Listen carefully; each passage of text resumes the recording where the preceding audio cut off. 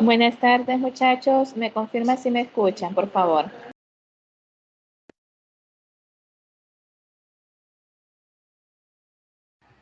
Buenas tardes, ¿todo bien? Ya vamos a iniciar. Vamos a dar unos 3 minutitos más para que se terminen de conectar.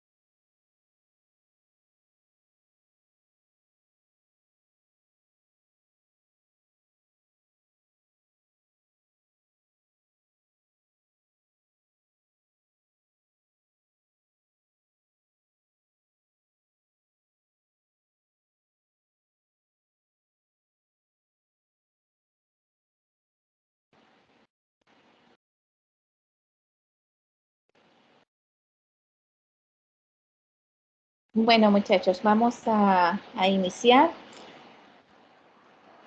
Necesito, por favor, que me confirmen si ven mi pantalla. ¿Sí? Sí, miramos. Bueno, yo miro. Ok, muy bien. Bueno, muchachos, el día de ayer, primero que todo, buenas tardes. Espero que todos y todas se encuentren muy bien.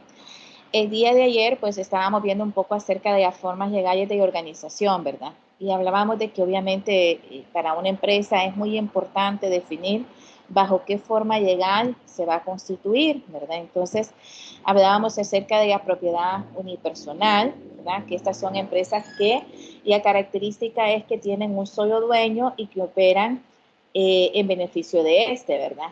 Hablábamos de y a forma legal de sociedades, ¿verdad? Donde y las empresas y la característica que se tiene es que estas empresas pues tienen dos o más dueños y que operan con un fines de lucro, ¿verdad? Y finalmente, sobre las corporaciones, ¿verdad? Y en este caso, pues decíamos que una corporación es una entidad creada legalmente. También veíamos un poco acerca de cuáles eran las fortalezas y debilidades que tenían cada una de estos tipos de formas legales, ¿verdad? Una de las características que mencionábamos propiamente de las propiedades unipersonal, pues entre las principales debilidades que se tiene es que obviamente el dueño tiene una responsabilidad ilimitada y por lo tanto las riquezas enteras de él, ¿verdad? Pueden usarse para pagar la deuda como tal.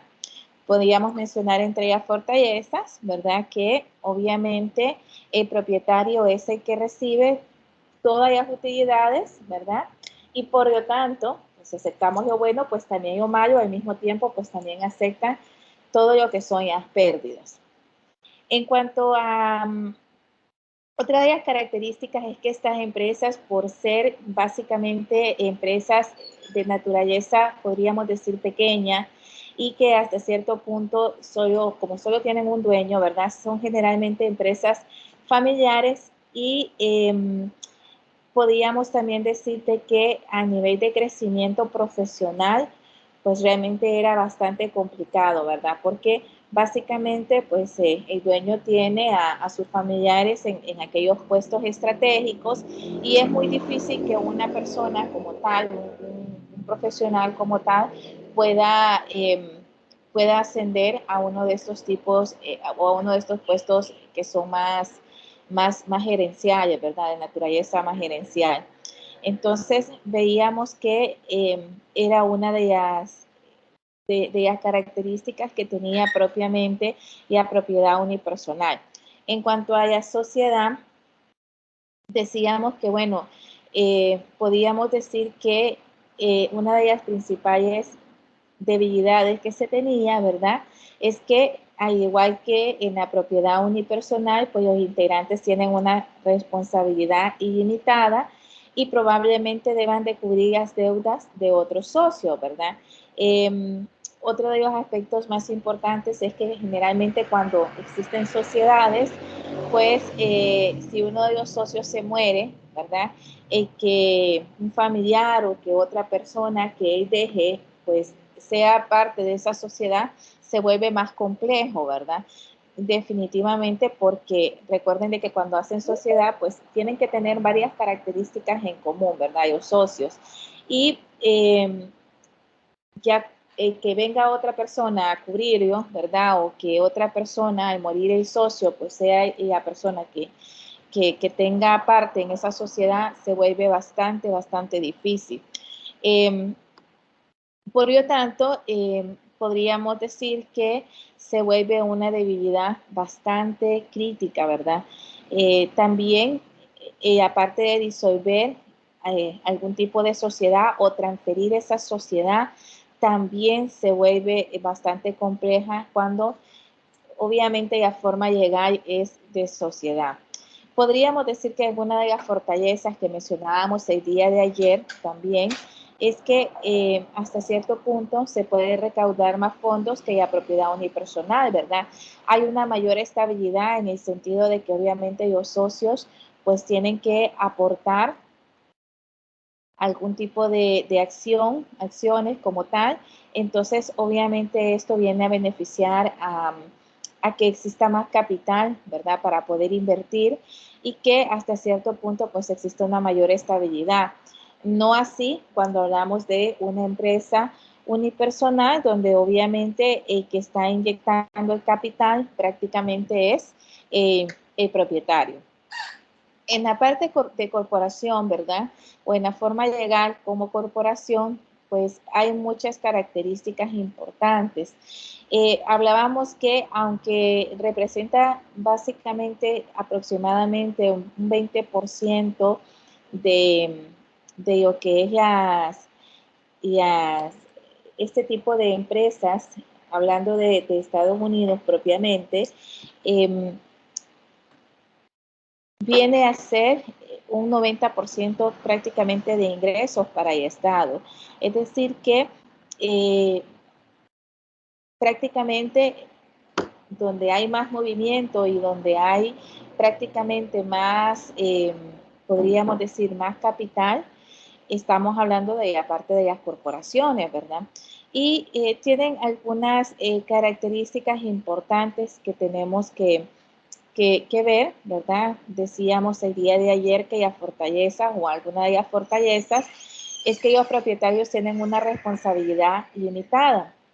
Y esto es muy importante, prácticamente es lo que podríamos decir hace la diferencia entre lo que es una propiedad unipersonal y sociedad, porque en este caso lo que se garantiza es que únicamente los accionistas pierden el dinero que invirtieron o según lo que hayan puesto para la compra de sus acciones, al final, si llega a haber un problema con los acreedores, pues básicamente el dinero que se pierde, pues es únicamente el dinero que se invirtió como tal. Suelen alcanzar un gran tamaño, obviamente gracias a la venta de la propiedad, es decir, de las acciones. Y la propiedad es fácil transferir por medio de acciones, es decir, hay mucha más facilidad de poder vender las acciones y de que otra persona pueda comprar esas acciones o hacer un tipo de transferencia por medio de esas acciones se puede hacer sin ningún problema. Y tiene un mejor acceso al financiamiento. Obviamente, las empresas financieras, pues, básicamente no ponen tantos inconvenientes o tantas trabas, podríamos decir, cuando se trata de empresas cuya naturaleza es una corporación como tal, ¿verdad?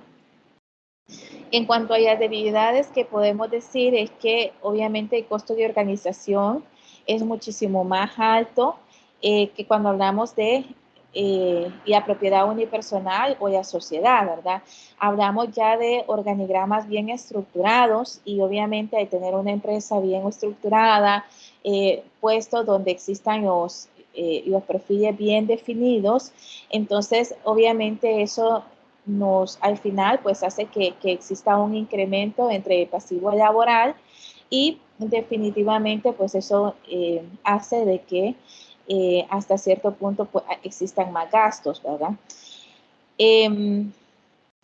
Otro de los aspectos importantes es que carece de confidencialidad porque las autoridades requieren que las empresas hagan públicos sus resultados financieros. Veíamos que eso es una de las características, podríamos decir, más importantes, que obviamente se encuentran dentro de las actividades, ¿verdad? Porque si la empresa está bien financieramente, pues eso es de ojo público, al igual que si la empresa está mal, pues también es de ojo público, ¿verdad? Entonces, estas empresas, por ser corporaciones, están sujetas a que tengan que publicar sus estados financieros, ¿verdad?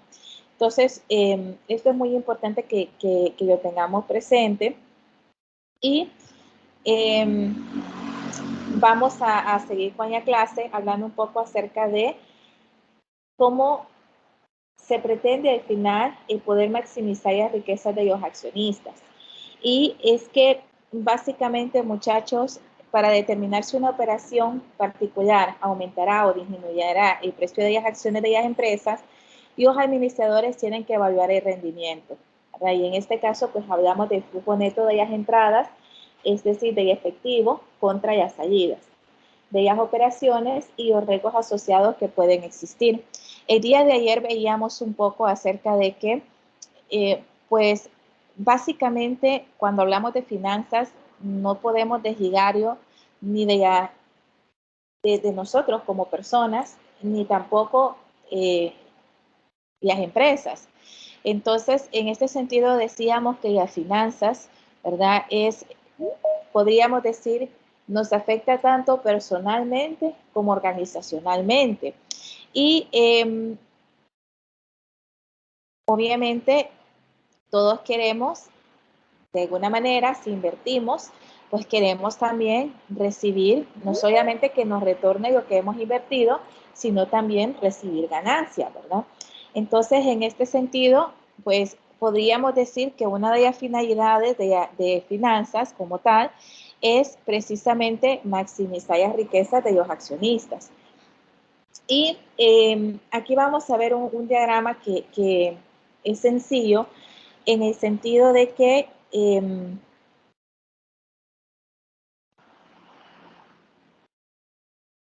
permítanme, chicos.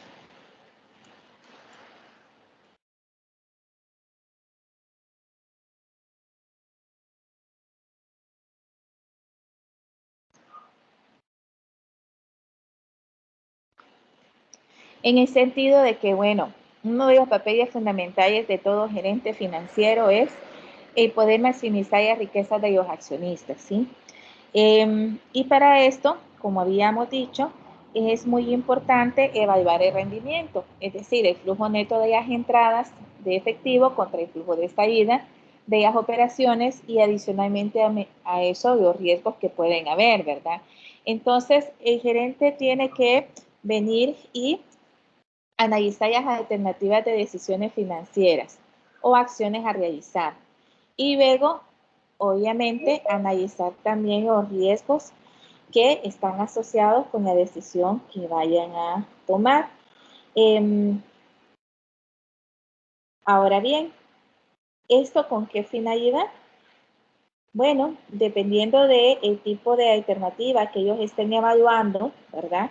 Y los riesgos que estén asociados con esa decisión, es así y la decisión que se va a tomar, ¿verdad? Entonces, en este caso, para este ejemplo en particular, ¿verdad? Básicamente, lo que se está buscando o la decisión que se quiere tomar es si se incrementa el precio de las acciones, ¿verdad? Entonces, obviamente, se evalúan todas las alternativas que puede haber. En base a eso, se miden los riesgos que se pueden tener en base a las decisiones que se tomen y obviamente el resultado es que puede haber un incremento en el precio de las acciones. ¿Por qué? Porque al ser una empresa, muchachos, que tenga credibilidad, al ser una a nivel mundial, o díganme ustedes quién no quisiera hacer, por ejemplo, tener acciones en Apple, o quién no quisiera tener acciones en Dell, o quién no quisiera tener acciones, por decir algo, en la Coca-Cola. Entonces, obviamente, esa credibilidad como empresa que pueda tener, ya sea en la calidad de los productos que vendan, ya sea productos o servicios, eso ayuda a que exista un incremento, obviamente, en el precio de las acciones, ¿verdad? Entre es mejor una empresa, entre es más rentable una empresa, pues obviamente el precio de las acciones aumenta, ¿verdad? Entonces, en base a eso se toma una decisión, si se acepta las alternativas de las decisiones financieras que se quieren tomar, ya sea aumentar un precio a un producto, o ya sea el comprar una maquinaria, o ya sea venir y decir, bueno, tenemos una maquinaria que es mucho más barata, pero que al final el rendimiento es menor, y tenemos una maquinaria que es mucho más cara, pero el rendimiento es mayor, es más rápido, permite una mayor optimización. Entonces, en base a la decisión que tomemos y en base a los riesgos que asumamos como empresa, pues vamos a tener un impacto, ¿verdad? Entonces, en base a eso, eso va a verse afectado directamente con el precio de las acciones. Y obviamente, si se acepta, ¿verdad? O si se rechaza, ahí tenemos una decisión, ¿verdad?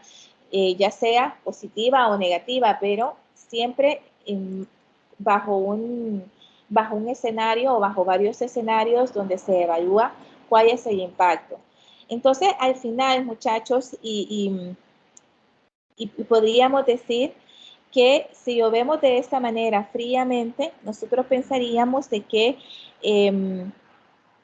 obviamente al maximizar el precio de las acciones de una empresa, pues esto obviamente nos equivale a maximizar las utilidades, ¿verdad? Y podríamos tener esa idea errónea, es decir, si el precio de las acciones aumenta, obviamente nosotros vamos a tener una mayor utilidad. Entonces, permítanme, muchachos, permítanme. Permítanme un momento.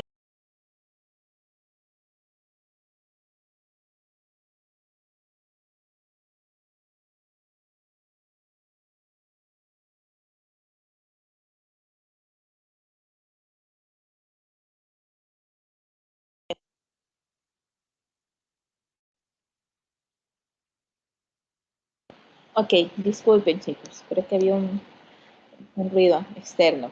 Entonces, esa es la idea que nosotros podríamos tener, ¿verdad? Después de haber visto eso, nosotros podríamos decir, bueno, al final, si hay un aumento en el precio de las acciones de una empresa, pues obviamente esto equivaldría a que al final vamos a tener una mayor utilidad. Pero esto no siempre es así, muchachos, como les decía. Y por lo tanto, y las corporaciones, por lo generales, miden su utilidad en términos de ganancias por acción. ¿Qué significa ganancia por acción? Y las ganancias por acción representan el monto obtenido durante el periodo para cada acción común en circulación, ¿verdad? Entonces, ¿cómo nosotros podríamos calcular esas ganancias por acción? Y la manera de calcularlo, muchachos, es dividir las ganancias totales del periodo que están disponibles para los accionistas comunes de las acciones comunes de la empresa entre el número de accionistas comunes en circulación, ¿verdad? Entonces, esa es la manera en cómo nosotros calculamos lo que son las ganancias por acción, ¿verdad? Para poder entender un poco cómo es que o por qué es tan importante y aparte propiamente de medir nuestras utilidades en términos de ganancia por acción, vamos a ver este ejemplo, ¿verdad? Nos dice que Nid, gerente financiero de Neptune Manufacturing, un fabricante de refracciones para motores sumergibles, está tratando de elegir entre dos inversiones, ¿verdad? Tiene por un lado a Rotor y por otro lado a Valve. Y la siguiente tabla muestra las ganancias por acción que se espera de cada inversión durante su vida de 3 años. Entonces, si nos fijamos un poco, muchachos, en esta parte, tenemos que en el primer año, ¿verdad? Con Rotor, pues tenemos una ganancia de $1.40 en comparación de Valve que tiene 0.60. En el segundo año, pues tenemos una ganancia de $1 en comparación de Valve que también sería de $1. Pues ahí no tenemos mucha diferencia. Ya en el tercer año, pues si se fijan, hay una ganancia por Rotor de 0.40 por acción y en el caso de Valve tenemos 1.40, ¿verdad? Entonces, obviamente, muchachos, al comparar el total correspondiente al año 1, 2 y 3, pues tenemos que en Rotor tenemos 2.80 y en Valve tenemos 3, ¿verdad? Entonces, definitivamente, y la mejor opción que nosotros en este caso podríamos tener es Valve, ¿verdad? ¿Por qué razón? Porque al final se obtiene una mayor ganancia. Después del periodo de los 3 años, realmente se va a obtener una mejor o una mayor ganancia, ¿verdad? Entonces, comparado con Rotor. Entonces, al final, decidiríamos, ¿verdad? Irnos por la inversión o por invertir en Valve, porque al final el retorno de la inversión va a ser mucho mayor que si invertimos por Rotor. ¿Ok? No sé si hasta aquí estamos claros, muchachos.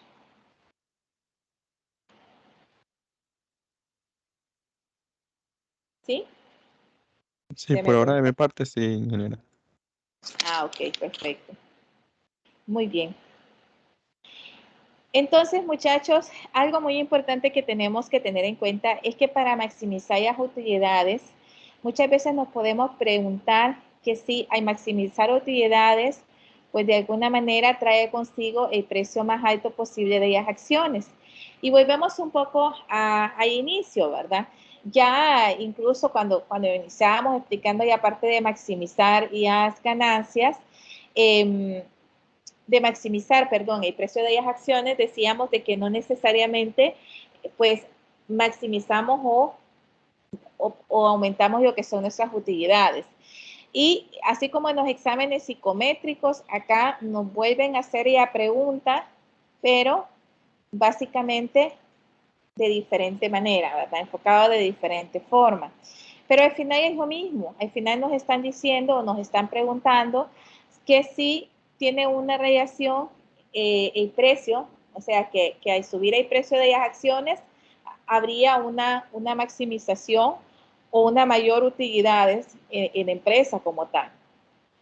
Pero realmente, muchachos, esto tiene que ver con 3 factores que son importantes: el tiempo, el flujo de efectivo y el riesgo. Entonces, cuando nosotros hablamos de tiempo, decimos que el tiempo de los rendimientos, ¿verdad? En este caso es importante porque una inversión que ofrece una utilidad menor en corto plazo, de repente sea preferible tomarla a una inversión que ofrece una mayor ganancia a largo plazo. Y en este sentido, ¿qué es lo que nos dice? Que muchas veces el tiempo de rendimiento, es decir, el tiempo es preferible que sea a corto plazo, aunque sea una menor ganancia, que a largo plazo. ¿Por qué? Porque los riesgos al final se incrementan. Eso es lo que pasa. Si nosotros vemos, por ejemplo, el ejercicio que teníamos anteriormente, si ustedes se fijan en el primer año, Rotor realmente tenía una ganancia de 1.40, ¿verdad? En lo que era por sus acciones. Sin embargo, Valve tenía 0.6. Si nosotros en ese momento tomábamos una decisión sobre qué empresa quedarnos solamente en base a lo del primer año, pues definitivamente en este caso la decisión no hubiera sido Valve, sino hubiera sido Rotor. ¿Por qué razón? Porque al final, a corto plazo, tenemos más dinero. Este dinero que ganemos, que nos retornen en el primer año, podemos invertirlo para después ir obteniendo más, ¿verdad? Entonces, por eso es que el tiempo de los rendimientos para, y la parte financiera es importantísimo, ¿verdad? Porque muchas veces, más que todo cuando hablamos de inversiones que ofrecen una utilidad menor en corto plazo, pero que muchas veces es mejor tomarlas, aunque sean menor en corto plazo, pero que al final nos va a beneficiar, aunque a largo plazo puede ser de que posiblemente si tomamos otra decisión podría ser que ganemos más, ¿verdad? Y este es el caso de Valve. Si nosotros nos vamos a una decisión a largo plazo, obviamente a los 3 años nosotros vamos a obtener una ganancia mucho mayor que si escogemos Rotor, ¿verdad? Ahora, si nosotros queremos ya el dinero, ya las utilidades para poder seguir invirtiendo y dando movimiento, pues nos vamos a ir por una inversión que, aunque a corto plazo sea una ganancia un poco menor, pero que podamos darle movimiento a ese dinero y podamos seguir invirtiendo. En cuanto a lo que es el flujo de efectivo, tenemos que, tal y como dijimos, hay una diferencia entre la utilidad y el flujo de efectivo, que realmente no es lo mismo. Cuando nosotros hablamos de utilidad que reporta una empresa, lo que estamos diciendo es que son simplemente una estimación de cómo se comporta y, tal y como dijimos, es una estimación que obviamente puede estar influida por otras decisiones, ¿verdad? Ya sea decisiones contables o por otro tipo de influencia. Esto es cuando nosotros hablamos propiamente de la parte de la utilidad. Ahora bien, y especialmente esto se ve reflejado cuando se elabora lo que son los estados financieros, ¿verdad? Ahora bien, cuando nosotros hablamos del flujo de efectivo, en este caso, nosotros lo que estamos viendo es directamente el dinero que entra y sale de la empresa, ¿verdad?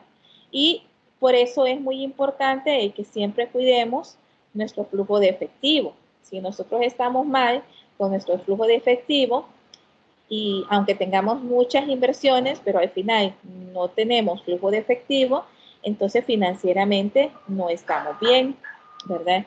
Entonces esa parte es importante que lo tengamos, que estemos claros. Y cuando nosotros vemos esta parte del flujo de efectivo, muchachos, hay un, permítanme.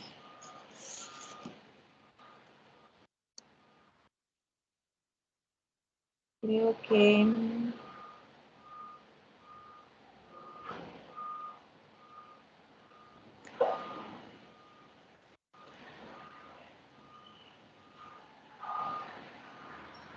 sí, creo que acá.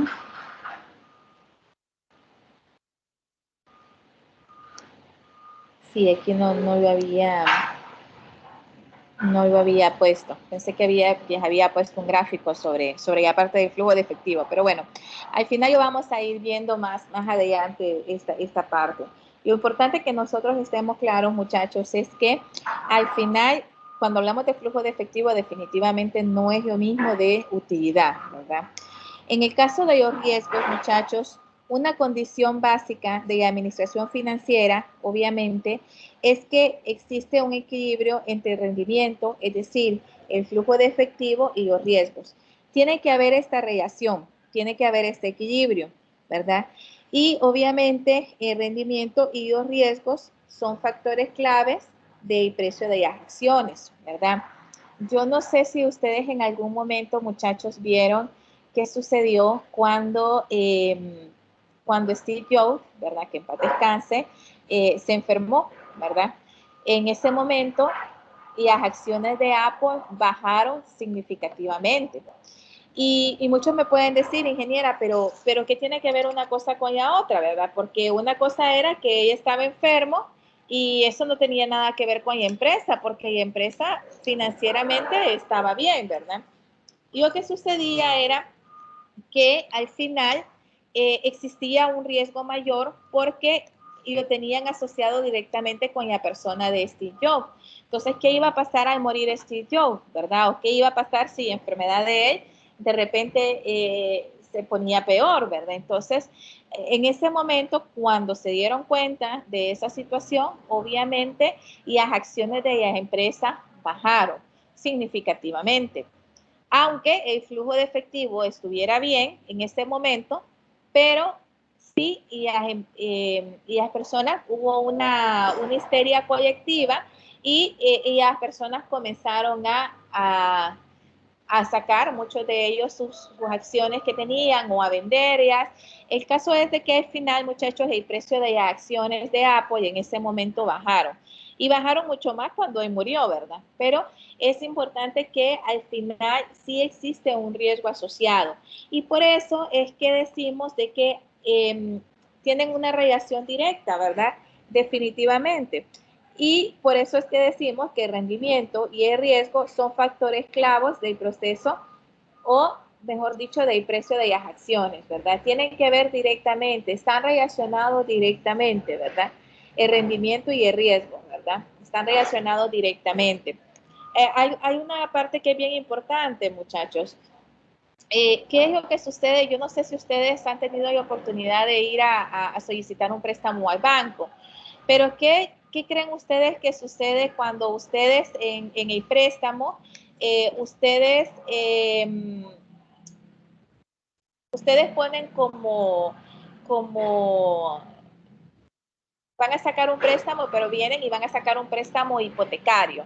¿Qué pasa cuando ustedes sacan un préstamo hipotecario? ¿Quién me puede decir? ¿Qué sucede? ¿Qué sucede cuando sacamos un préstamo hipotecario?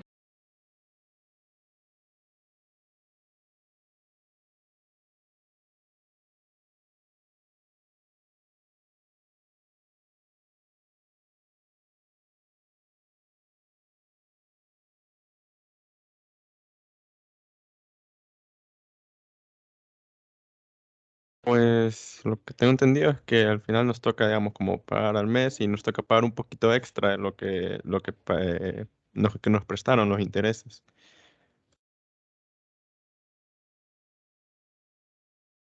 Ok, cuando nosotros generalmente optamos por un préstamo hipotecario, muchachos, y lo que sucede es que los intereses son menores a cuando nosotros venimos y sacamos un préstamo personal, ¿verdad? ¿Y por qué son menores? Porque obviamente hay algo que nos está avalando, ¿verdad? ¿Qué pasa si por alguna razón no pagamos algunas cuotas? Pues, ¿qué es lo que va a suceder? Que prácticamente procede hipoteca y perdemos lo que tengamos hipotecado, ¿verdad? Por eso es que los intereses son menores. Al final, el riesgo es menor para la empresa, para las empresas financieras. Ahora, ¿qué pasa cuando sacamos un préstamo personal? Si ustedes se fijan, los intereses son altísimos. ¿Pero por qué son altos? Porque básicamente no tenemos aval y tampoco tenemos una hipoteca. Entonces, el riesgo a que la persona deje de pagar, a que la persona se quede sin trabajo, aunque ahora hay seguro, ¿verdad? Pero a que la persona se quede sin trabajo es bastante alto. Entonces, el riesgo es mayor, ¿verdad? Entonces, por eso es que los intereses son más altos. Y si ustedes se fijan, y vamos a hacer uno de esos escenarios, cuando se calculan los préstamos, lo primero que se paga son los intereses. Y ya hasta el final, si ustedes sacan un préstamo a 5 años, ya hasta en el cuarto año, tal vez a finales del cuarto año ya comiencen a pagar a capital, ¿verdad? Porque los primeros años es prácticamente el pago de intereses. ¿Por qué? Porque lo que se busca es rápidamente de inversión, garantizar que se va a retornar lo que se prestó, ¿verdad? Entonces, por eso, muchachos, estos tres criterios son importantes que siempre los tengamos en cuenta. El tiempo de rendimiento, el flujo de efectivo y el riesgo, ¿verdad? Y tengamos en cuenta, muchachos, de que al final es una relación que existe entre ellos, ¿verdad? Especialmente entre el tiempo de rendimiento y el riesgo. Hay una relación bastante estrecha. Y obviamente es importante que lo tengamos claro porque al final realmente, como ya pudimos ver, no necesariamente que el precio de las acciones sea más alta equivale a que vamos a tener una mayor utilidad, ¿verdad? Sino que depende mucho de estos tres factores. Tenemos también un escenario o tenemos también hablar un poco acerca de lo que son los participantes empresariales, ¿verdad? Cuando hablamos de los participantes empresariales nos estamos refiriendo pues a los empleados, a los clientes, proveedores, acreedores, propietarios y otros que tienen una relación económica directa con la empresa.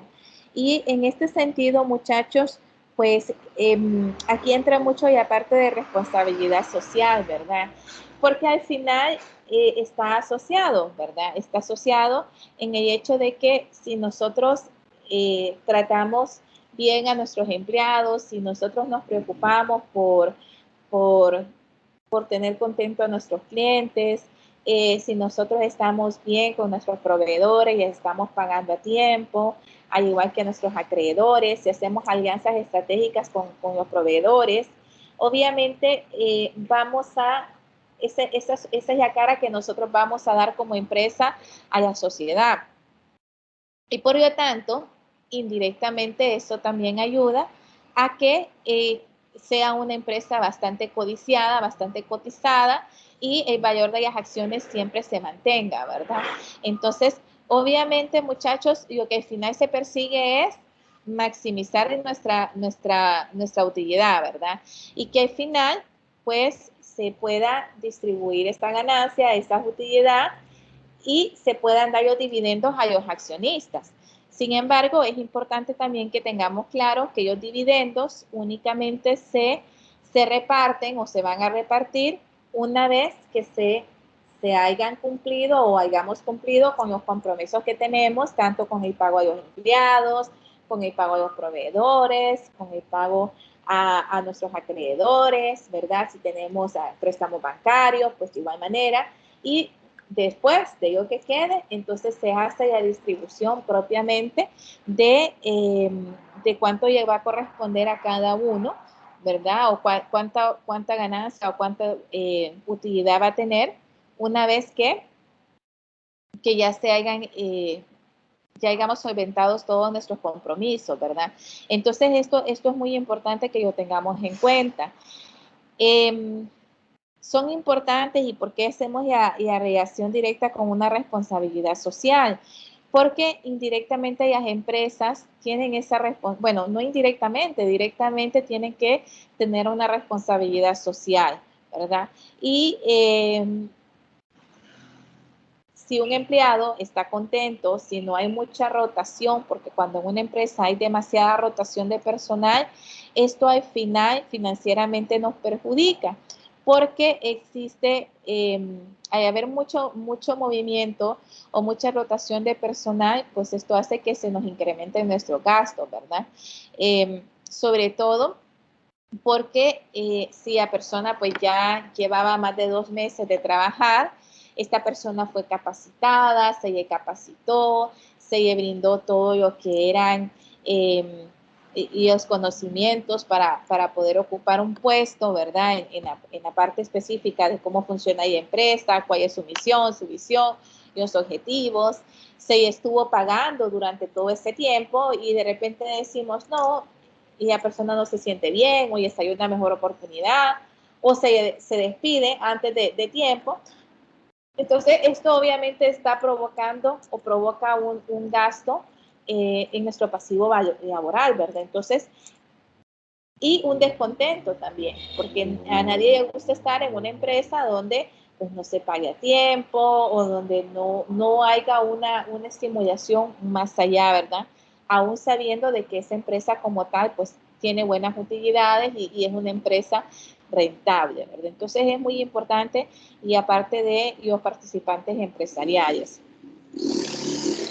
Y obviamente, muchachos, no podemos olvidar el papel de la ética en los negocios. Y esto es muy importante. Así como en los negocios, en todo lo que es nuestro día a día, tanto como personal como profesional, es muy importante que siempre tengamos claro el papel de la ética en los negocios, ¿verdad? Y en este caso, pues, ¿qué es esto? ¿O cómo lo podríamos, qué es la ética en los negocios? Pues obviamente son normas de conducta o juicio moral que se aplican a los individuos que participan en el comercio. Y tal y como nos decía Robert, un estudioso de la ética sugiere usar las siguientes preguntas para evaluar la viabilidad ética de la acción propuesta. En este caso nos dice algunas preguntas que nosotros nos tenemos que hacer, ¿verdad? Por ejemplo, ¿la acción es arbitraria o caprichosa? Esto siempre es importante que nos preguntemos. ¿Señala injustamente a un individuo o grupo? ¿Y la acción viola los derechos morales o legales de algún individuo o grupo? ¿Y las acciones violan los derechos morales o legales de algún individuo o grupo? Bueno, ahí repetí, muchachos. ¿Existen cursos de acción alternativos con menos probabilidad de ocasionar daño real o potencial? Es decir, antes de tomar una decisión, sea esta decisión directamente en la parte de los negocios, especialmente en la parte financiera, siempre tenemos que preguntarnos si la acción que vamos a realizar o básicamente lo que vamos a tomar en cuenta o la decisión que al final o la resolución que al final vamos a tomar en cuenta va a llevar un componente que pueda dañar o que pueda afectar a una persona o a un grupo de personas, ¿verdad? Entonces, incluso cuando la empresa dice o cuando el gerente financiero dice, bueno, es necesario hacer una reducción de personal o necesitamos reducir ya algunos departamentos porque tenemos demasiados empleados, entonces obviamente esto conlleva una decisión que no es fácil, ¿verdad? Y si ya se acotaron todas las posibles alternativas, pues definitivamente podríamos tomar alguna decisión que bueno, que podría afectar a un grupo de personas, pero que de repente el impacto pueda ser menor, ¿verdad? Yo recordaba que hubo una empresa que pues tuvo que fusionarse con otra empresa, ¿verdad? Por situaciones financieras. Y una de las condiciones para hacer esta fusión era de que los empleados que tenían cierta antigüedad laboral en la empresa pudieran quedarse en esos puestos donde ellos actualmente estaban, ¿verdad? Y para la empresa que compró esa empresa, pues hasta cierto punto no estaba tan, pues no les desagradaba tanto la idea, en el sentido de que obviamente estas personas, al tener una antigüedad, pues manejaban bien sus puestos de trabajo, y sí hubieron reducciones, claro que sí hubieron despidos, pero no fue tan significativo, ¿verdad? Como si se hubiera despedido a todo el mundo. Entonces, tratar siempre de reducir ese nivel de incertidumbre que puede haber. Y ante todo lo que nosotros hagamos, incluso si nosotros tenemos nuestro propio negocio de desarrollo de software o si tenemos algún negocio de venta de equipos o de instalación de redes, igual siempre tenemos que tomar en consideración si las acciones que nosotros estamos haciendo en nuestro negocio pues son las correctas, ¿verdad? Y esto es muy importante, muchachos, porque si nosotros venimos y queremos pues aprovecharnos de la situación, muchas veces puede ser que eso se se reverse, ¿verdad? Y más bien, en vez de tener una utilidad o en vez de ser una empresa con una credibilidad comprobada, pues podemos llegar a caer en ser una empresa que definitivamente no tengamos credibilidad y eso más bien nos va a afectar. ¿Por qué es importante la ética y qué relación tiene con el precio de las acciones? Podríamos creer que realmente no tiene una relación, pero si nosotros tenemos un programa eficaz de ética, puede enriquecer el valor corporativo al generar varios beneficios. Estos jóvenes ayudan muchísimo a reducir los litigios potenciales que puedan haber, ya sea por demandas, puede ser porque de repente se despide a un empleado y no se le quiere pagar sus derechos. Entonces, si existe una ética y dice, no, nosotros despedimos a este empleado ha trabajado 5 años, tiene derecho a sus, bueno, obviamente a sus derechos adquiridos, ¿verdad? Y se le va a pagar todo. Entonces, esta empresa como tal está actuando de una manera eficaz, ¿verdad? Está actuando de una forma ética al mismo tiempo. Y esto va a reducir no solamente una malla credibilidad, ¿verdad? No va a tener ese problema de que van a decir, no, mira, no trabajes en esa empresa porque definitivamente no sirve. Y aparte de eso, pues también se va a ahorrar costos legales, ¿verdad? Ya el departamento legal, pues no va a estar para ver esas situaciones, sino también para ver otras situaciones que de repente sí sean más importantes para la empresa y que van a tener una mejor ganancia. Mantiene una imagen corporativa positiva, obviamente, ¿verdad? Estimula la confianza de los accionistas y gana la lealtad, el compromiso, el respeto de los participantes empresariales. Recordemos que los participantes empresariales, pues no solamente son los empleados, sino también son los clientes, sino también son los proveedores, son los acreedores, son todas las entidades que tienen que ver directa o indirectamente con nuestra empresa, ¿verdad? O con nuestra corporación o con nuestra sociedad. Entonces es muy importante que esta parte ética o el valor ético como tal siempre lo tengamos presente. Entonces sí tiene que ver directamente, ¿verdad? Y la ética y el precio de las acciones, claro que sí, porque no solamente se busca tener ganancias como accionistas, sino también saber que tengo un granito de arena o que tengo mis acciones en una empresa donde realmente es una empresa que es responsable, que es ética y que además de eso, su personal o los empleados que trabajan en ella, pues obviamente quieren trabajar en esta empresa porque es una empresa que trae muchos beneficios, ¿verdad? Entonces esto es muy importante. Y tenemos un pequeño caso de estudio. Vamos a ver quién quiere leerme el caso de estudio. Vamos a ver. No se me peleen, muchachos.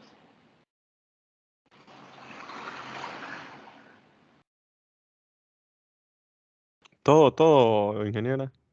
Sí, por favor. Hay que ver. ¿Estará Google a la altura de su lema? Uy. Permítame, Andrés. Permítame, es que quería ver quién estaba participando. Ok, hoy sí, Andrés, disculpe. Ok, ¿estará Google a la altura de su lema? En la práctica, Google ofrece un estudio de caso interesante sobre maximizar el valor y la ética corporativa. En 2004, los fundadores de Google elaboraron un manual del propietario para los accionistas donde se establece que Google no es una compañía convencional y que su objetivo fundamental es desarrollar servicios que mejoren significativamente la vida de tantas personas como sea posible. Los fundadores enfatizaron que no era suficiente para Google operar una empresa exitosa, sino que ellos querían valerse de la compañía para hacer del mundo un mejor lugar. El manual del propietario también reveló el lema corporativo de Google: no seas malvado. El lema tiene la intención de comunicar la buena voluntad de Google para hacer lo correcto, incluso cuando sea necesario que la empresa haga un sacrificio en el corto plazo. El enfoque de Google no limita su habilidad para maximizar su valor. El precio de las acciones de la compañía se incrementó de $100 a $500 en aproximadamente 6 años. El objetivo de negocio de Google es entregar instantáneamente información relevante de cualquier tema en cualquier parte del mundo. Sin embargo, cuando la compañía lanzó su buscador en China a principios de 2006, estuvo de acuerdo con el gobierno chino en censurar resultados de las búsquedas. Algunos observadores consideran que el afán de ganar acceso al gran mercado chino llevó a Google a comprometer sus principios. En enero de 2010, Google anunció que se habían violado las cuentas Gmail de activistas chinos que trabajaban en defensa de los derechos humanos, así como las de varias compañías de tecnología, financieras y de defensa. La compañía intentó salir de China, a menos que se estableciera un acuerdo para no censurar los resultados de las búsquedas. 2 meses más tarde, Google encabez- encauzó las búsquedas web en China a sus servidores sin censura en Hong Kong, una acción que fue aplaudida por activistas y grupos de derechos humanos, pero criticada por el gobierno chino. En el corto plazo, los accionistas de Google sufrieron las consecuencias. Durante el primer trimestre de 2010, el precio de las acciones de Google bajaron un 8.5%, en contraste con el incremento del 45.2% que registraron las acciones del principal rival de Google en China, Baidu.com. Pareciera que los fundadores de Google esperaban esta situación en el manual del propietario. De acuerdo con la empresa, si las oportunidades que se presentan nos causan un sacrificio en los resultados de corto plazo, pero resultan mejores para nuestros accionistas en el largo plazo, aprovecharemos estas oportunidades. Tenemos la fortaleza para hacerlo. Pedimos a nuestros accionistas que adopten una visión de largo plazo. Solo falta ver si el sacrificio a corto plazo de Google beneficiará a los accionistas en el largo plazo. ¿La meta maximizar la riqueza de los accionistas es necesariamente ética o no? ¿Cómo puede Google justificar sus acciones en el corto plazo ante sus inversionistas a largo plazo? Muy bien. Y a preguntas. Para la primera pregunta, ¿y a meta de maximizar la riqueza de los accionistas es necesariamente ética o no? ¿Qué creen ustedes?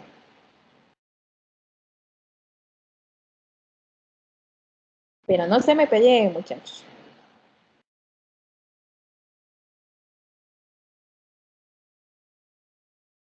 Pues en este caso no, porque sería violentar ahí uno de los principios que tiene Google de brindar información y además eso no es solo lógicamente eso no es ético de que a cambio de generar ganancias en China se tengan que censurar acciones. Y en otros casos también que a veces maximizar las utilidades significa, por ejemplo, explotar trabajadores o tener mano de obra barata, que eso tampoco es ético en otros casos y en este caso tampoco es ético lo que están haciendo, supongo.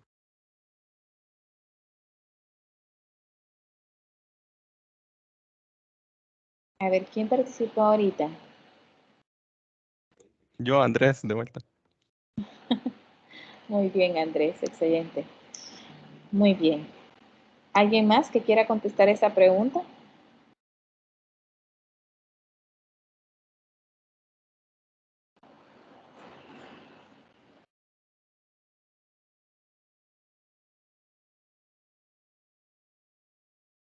¿Nadie?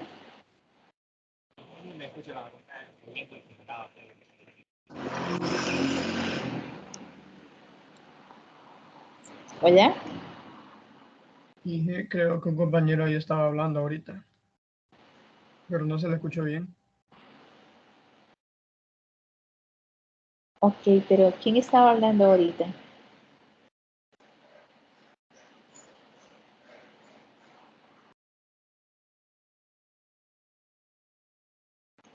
Bueno, y a segunda pregunta. ¿Cómo puede Google justificar sus acciones en el corto plazo ante sus inversionistas a largo plazo? A ver, chicos.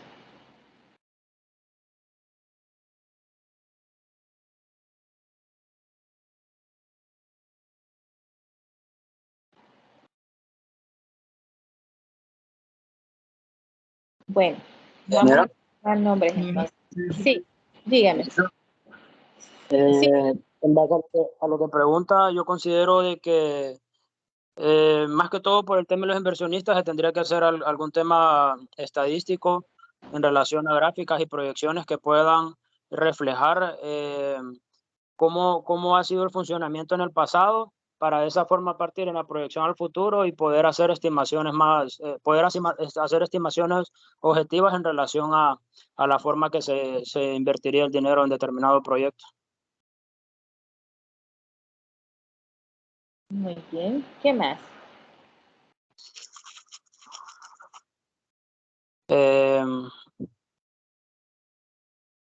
bueno, poniéndonos un poco un poco tecnólogos. Ahora en día he escuchado que se hace mucho uso de Business Intelligence de la mano con Machine Learning en algunos casos para poder hacer estimaciones muy precisas y simular escenarios reales hacia el futuro, tomando en cuenta las acciones que se toman en el presente.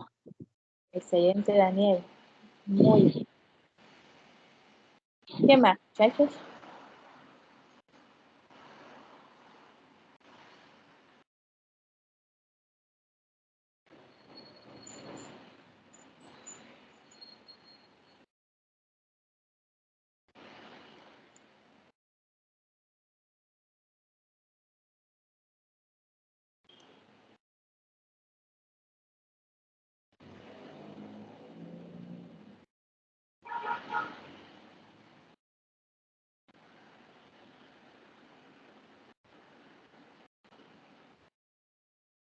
¿Qué más?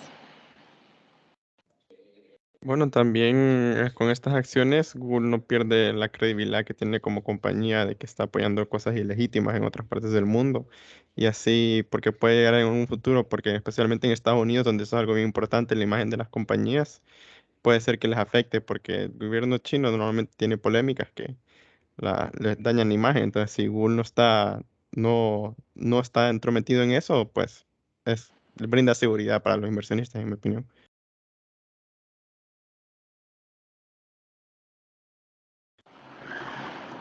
Muy bien. ¿Alguien más quiere opinar?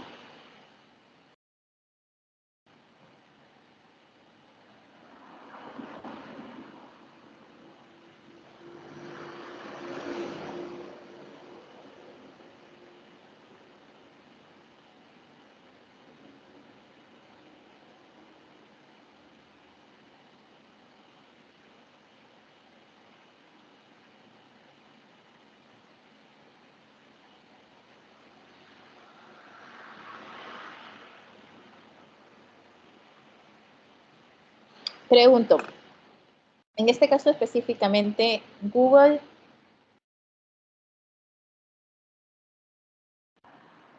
¿cómo actuó éticamente?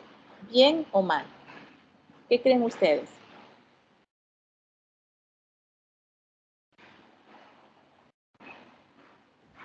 Pues al principio mal, ¿no? Y después bien, diría yo. Ajá. Vamos a ver por qué al principio mal y después bien.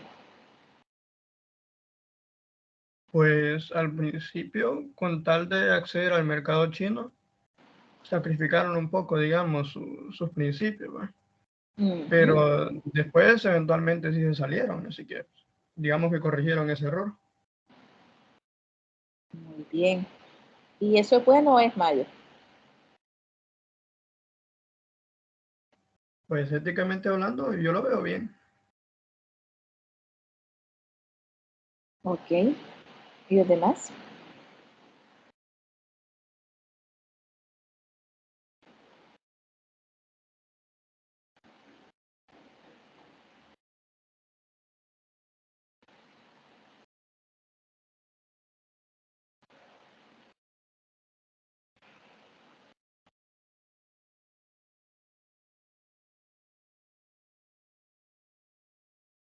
Me llama mucho el lema de Google que dice no seas malvado. Y dice, Yema tiene la intención de comunicar y a buena voluntad de Google para hacer lo correcto, incluso cuando sea necesario que la empresa haga un sacrificio en el corto plazo.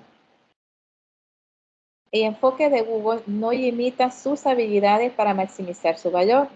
El precio de las acciones de la compañía se incrementó de $100 a 500 en aproximadamente 6 años. ¿Cuál es el objetivo de esta empresa? Entregar instantáneamente información relevante de cualquier tema, en cualquier parte del mundo. Y tal y como decía, creo que era, si no me equivoco, ¿quién era el que participó hace poco? Creo que era Joyce. Sí, ¿verdad? ¿Quién participó hace poco? Sobre la ética de Google, dice. En ese caso yo, Josué Cruz. Josué. Ok. Como decía Josué, en un inicio, obviamente ellos tenían su lema, ¿sí? Pero, ¿qué sucedió cuando entraron a China? ¿Qué pasó cuando entraron a China?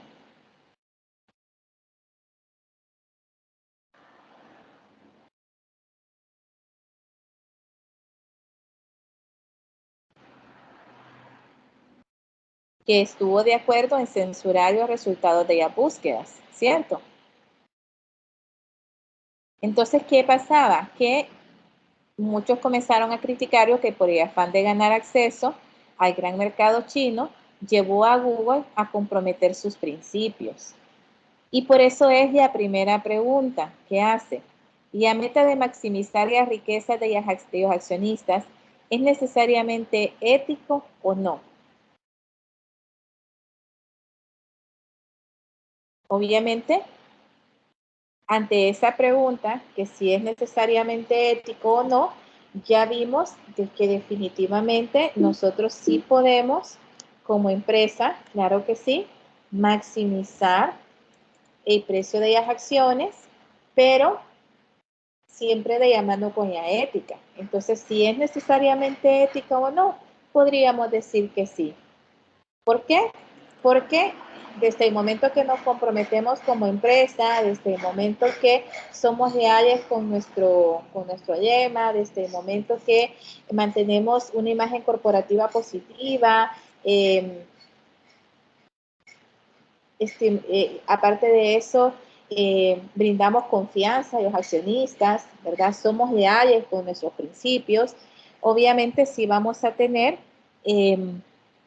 al final, vamos a lograr maximizar lo que es propiamente el valor de las acciones. Claro que sí, indirectamente lo vamos a hacer.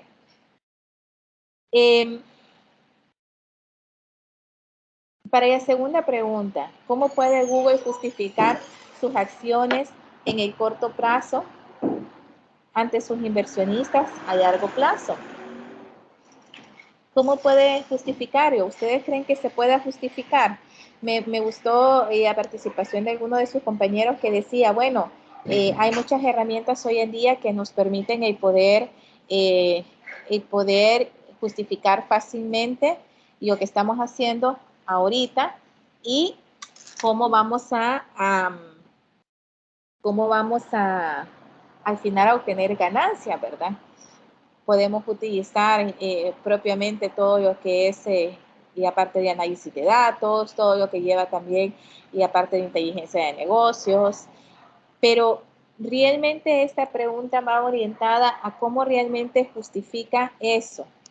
Pues, y a manera de justificarlo, tal y como ustedes también dijeron, es muy fácil, ¿verdad? Siempre y cuando sean leales a sus principios como empresa. De repente en estos momentos pues no van a ganar, sino que más bien van a perder, ¿verdad? Y así como vimos también en el ejemplo, pues hubo una baja en cuanto a lo que eran las acciones. Bajaron un 8.5 en contraste con el incremento que habían tenido de 45.2, ¿verdad? Entonces obviamente sí hubo una baja en cuanto a estas acciones. Y sí, obviamente iba a afectar directamente en las utilidades, ¿verdad? Al momento de la distribución de los dividendos. Ahora bien, ¿hizo bien Google? ¿Cómo justificar esa acción? Pues sí, en base a sus principios, muchachos. Entonces, si el lema de ellos era, básicamente, no seas malvado, ¿verdad? Y tenía pues ese enfoque de poder comunicar información y poder tener disponible información en cualquier sitio, pues definitivamente no hacerlo, básicamente de igual manera iba a provocar que los accionistas de alguna u otra manera se fueran, ¿verdad? ¿Por qué? Porque al final ya vimos de que no solo es incrementar las utilidades desproporcionalmente, sino que existe lo que es una participación empresarial. Y si nosotros en las empresas pues no tenemos ya ética, ¿verdad? O no manejamos, no tenemos esta parte ética que es tan importante, esa responsabilidad social que también va de la mano con nuestra ética como empresa, pues definitivamente en nada estábamos jóvenes. Entonces, obviamente sí, así como ustedes dijeron, hay mucha manera de justificarlo, pero definitivamente la mejor manera de justificarlo es a través de ese compromiso que cada uno de ellos accionistas, al momento de ser accionista de esta empresa, ¿verdad? Sabía muy bien de cuál era el lema de la empresa y cuál era el manual del propietario, ¿verdad? Donde el manual del propietario, obviamente, si ustedes se fijan, pues ahí estaba estipulado cuál era el lema de la empresa como tal, cuál era su misión, su visión, sus valores. Y obviamente, al ir contrario a esa misión, esa visión y esos valores, definitivamente estaban siendo contrarios a ellos como empresa, ¿verdad? A esos principios que son tan importantes. Y miren, muchachos, no nos engañemos en algo.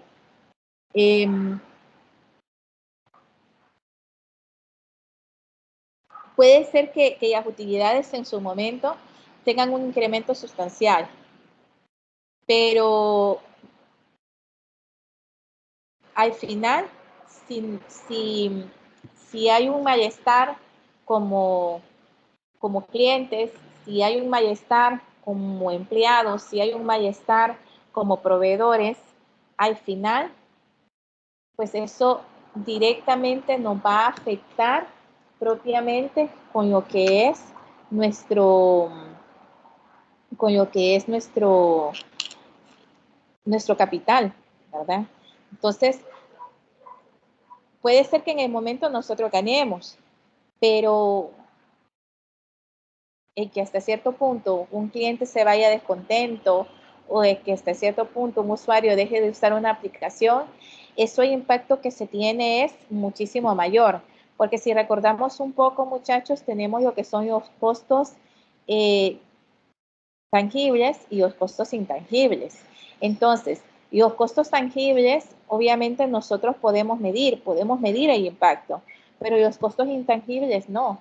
Entonces, un cliente descontento, un proveedor descontento, un accionista descontento, ese malestar nosotros no podemos medirlo. Y ahí es donde tenemos que tener mucho cuidado, ¿verdad? Eso es muy importante. No sé si hasta aquí estamos claros.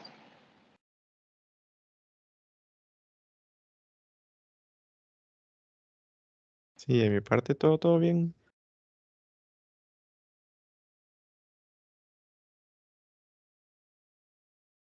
¿Los demás? Sí, ingeniero. Muchachos, pero no Pues, se me durmieron, ¿verdad? de mi parte, ah, no. Están bien despiertos, listos para hacer la pruebita.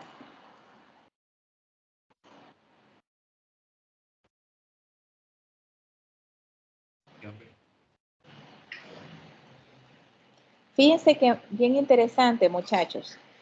Cuando se recuerdan ustedes que vimos acerca de esta parte de flujo de efectivo, fíjense que uno de los ejemplos podríamos decir, más típicos que pueden haber sobre esta parte de flujo de efectivo es cuando, por ejemplo, las empresas quieren diseñar un producto de alta calidad, ¿verdad? Y obviamente este producto como tal es un producto que se vende a muy buen precio, ¿verdad? Y aparte de eso es competitivo, ¿verdad? Pero ¿qué sucede si venimos como financieros y decimos, bueno, podríamos ver y a manera de incrementar las ganancias, y a manera de incrementar las ganancias directamente sería reduciendo significativamente los gastos de mantenimiento del equipo que hace ese producto o donde se elabora ese producto, mejor dicho. Entonces, ¿qué pasa, muchachos, si los gastos de la empresa se reducen? Obviamente, esto ayudaría a incrementar las ganancias y por lo tanto habría una mayor utilidad, ¿verdad? Definitivamente habría un incremento en las utilidades. Pero ¿qué sucede si nosotros venimos y tomamos esa decisión de reducir los gastos de mantenimiento de estas maquinarias que hacen el producto? Y esto tiene una implicación directa en la calidad del producto que nosotros hacemos, que es un producto de alta calidad y que se vende muy bien. Pues entonces acá, ¿qué pasaría? Que lejos de tener una ganancia o un incremento en nuestra utilidad, esto al final implicaría que la empresa pueda dañar su posición competitiva. Asimismo, esto va a implicar que el precio de las acciones definitivamente bajen, ¿verdad? Y muchas veces podrían caer a que muchos inversionistas pues ya no quieran pertenecer a esa empresa. Entonces es muy importante que midamos eso, ¿verdad? Que muchas veces queremos disminuir lo que son el flujo de efectivos a futuro, pero no siempre lo podemos hacer de una manera prácticamente tomando decisiones o tomando algún tipo de, bueno, alguna decisión que realmente con ello conlleve un riesgo alto para la empresa y esto afecte directamente nuestro flujo de efectivo, ¿verdad? Porque recordemos que el flujo de efectivo se alimenta de las entradas y las salidas, ¿sí? Entonces, lo que nosotros tenemos que venir y todos los gastos que tenemos, ¿verdad? Así como todos los ingresos que tenemos. Pero, ¿qué sucede si nosotros por reducir gastos comprometemos la calidad de nuestros productos, de nuestros servicios? Pues eso al final tiene una repercusión directa en el precio, obviamente, que van a tener las acciones. Entonces, todo eso lleva a una repercusión, ¿verdad? Esa parte me hacía falta por hacer el énfasis en eso. Bueno, muchachos, entonces nos quedamos hasta aquí el día de hoy. No los convocaría para mañana porque igual el día de mañana se complica un poquito porque ya vamos a estar ahí en la universidad. Pero si estén pendientes de la plataforma, igual cualquier cosa yo ya voy a estar escribiendo por el grupo de WhatsApp por si hay algún video o algo que quiero que vayan avanzando, ¿verdad? Y no sé si hasta el momento pues tienen alguna pregunta o alguna duda, muchachos.